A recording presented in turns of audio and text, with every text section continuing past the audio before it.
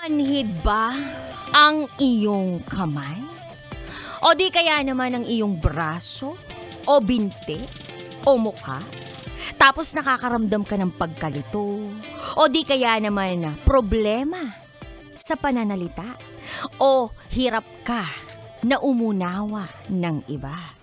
Tapos kapag tumitingin ka sa paligid mo, parang nagkakaroon ng paglabo ang iyong paningin. Tapos parang hindi ka na makalakad.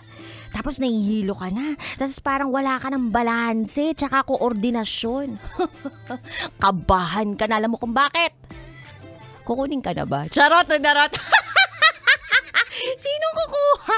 Depende. Pero ikabisyo yung mga sinabi ko kanina lamang, yan po ang senyales ng stroke. Hindi pa po yan senyales na mamamatay ka na. Pero posible na yun ang kahantungan ng iyong nararamdaman kung hindi mo ito papansinin o aagapan. Kaya napakahalaga na self-conscious ka, kabisyo na baka mamaya yung nararamdaman mong pagmamanhid ng iyong kamay, hindi lang simple pamamanhid ng kamay, kundi isa na palang senyales na ikaw ay stroke na. Kaya ikaw, kabisyo, tumingin sa kanan at kaliwa mo.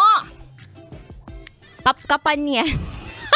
Himas-himasin yung kamay o kaya yung braso.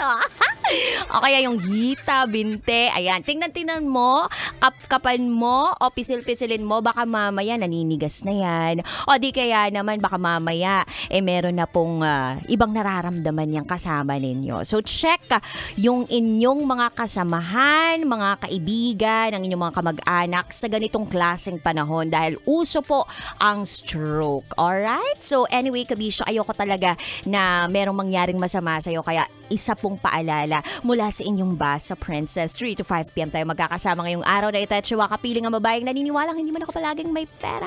At least palagi naman akong maganda. This is me, DJ Rocky Tera, and today, Tuesday, isa na namang panibagong secret file ang aking babasahin. Kaya naman lakasan na ang volume ng radyo because for today's radyo, ibibigay ko na po ang patikam ng DJ Rocky's Secret Files.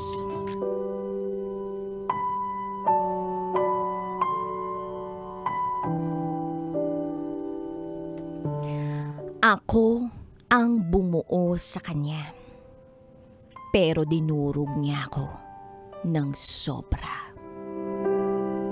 Wow, ano ka? Paminta? Charot, tuwidarot.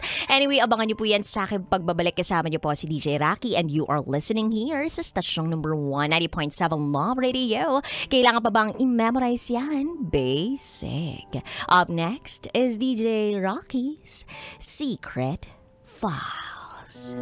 Sinira ng tatay ko ang pagkababae ko. Siya!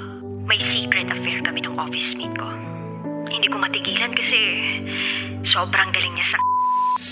Rocky's Secret Files. Secret Files. It's the kind of bleep you never knew existed. Kunwari inosente, pero boy naman pala. Rocky's Secret Files. Secret Files. Kailangan pa bang i-memorize yan? Love Radio Basic!